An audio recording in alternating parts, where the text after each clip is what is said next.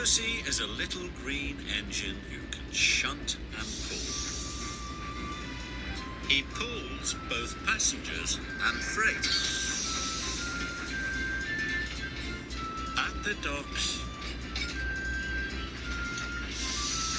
and at the quarry. Percy's favourite job is carrying the mail. But sometimes Percy has so much to do he ends up running late.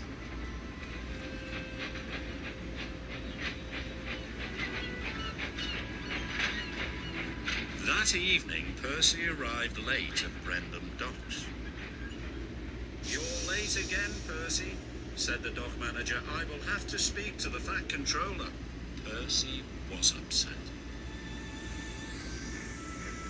Percy returned to Tidmouth Sheds. The other engines were already asleep. Then Percy heard voices on the other side of the sheds. It was the Fat Controller, and he was talking to Percy's driver. Percy tried not to listen, but he couldn't help himself. "Percy has been late too often this week," said the Fat Controller. "He must go to the scrapyards tomorrow." "The Fat Controller wants to scrap me," gasped Percy. Percy worried all night long.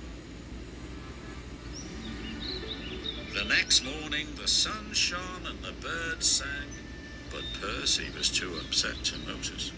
"The Fat Controller wants to scrap me," he cried, "and all because I was late." "The Fat Controller wouldn't scrap a really useful engine," said Thomas, "and you, Percy, are a really useful engine."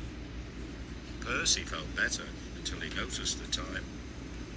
"I'm going to be late," he cried. Percy wheeshed away.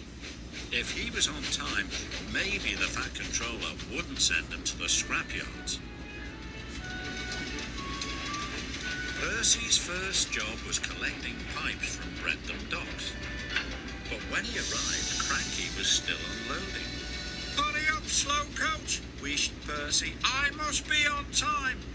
"I'll take as long as I like," said Cranky, and he went slower than ever.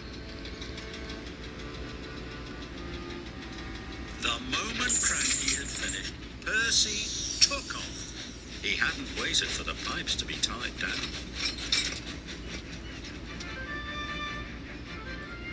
Percy rounded the bend.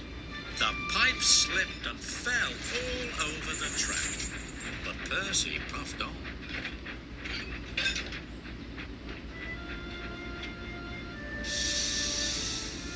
Percy thought he'd delivered the pipes, so he chuffed away to his next job.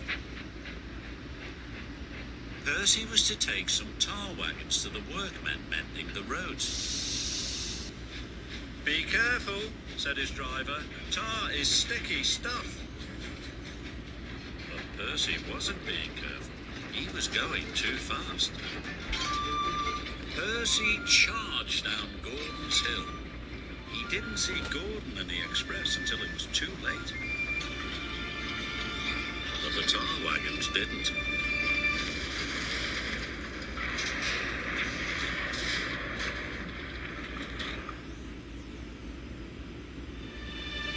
Luckily, no one was hurt, but Gordon was very cross.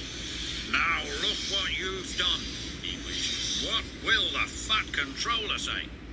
Percy thought he knew. "Oh no," he cried. "I'm sure to be scrapped now."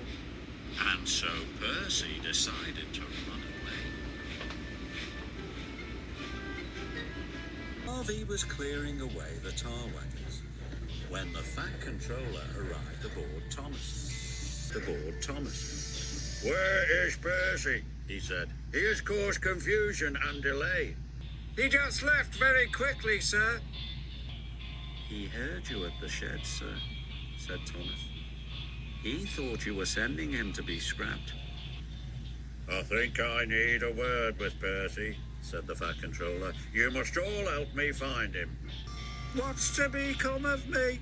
Percy whispered, but there was no one around to hear.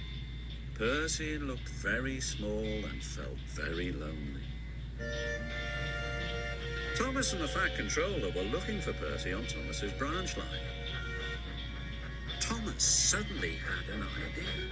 I think I know where Percy is, sir. Back to Tidmouth's sheds as fast as he could. The sheds were very quiet as Thomas rolled into the engine berth. Percy, called the Fat Controller, are you there? Please don't scrap me, sir, he said. I didn't mean to be late to cause trouble. Scrap you? Boomed the Fat Controller. Why, the very thought of it. And the Fat Controller told Percy what he had really said. I told your driver that you had been working too hard, and that was why you were late. I had decided, after taking some scrap to the smelters, that you were to carry the mail all week. Percy was as happy as he had ever been. Do you really mean it, sir? Puffed Percy proudly. The mail for a whole week. Thank you, sir. Percy couldn't stop himself tooting for joy. Thomas tooted too. It was good to have his friend back. So Percy carried the mail all week. He wasn't late and he didn't make a mistake. Not one. And Percy decided never to listen to silly stories ever again. Especially not ones made up by himself.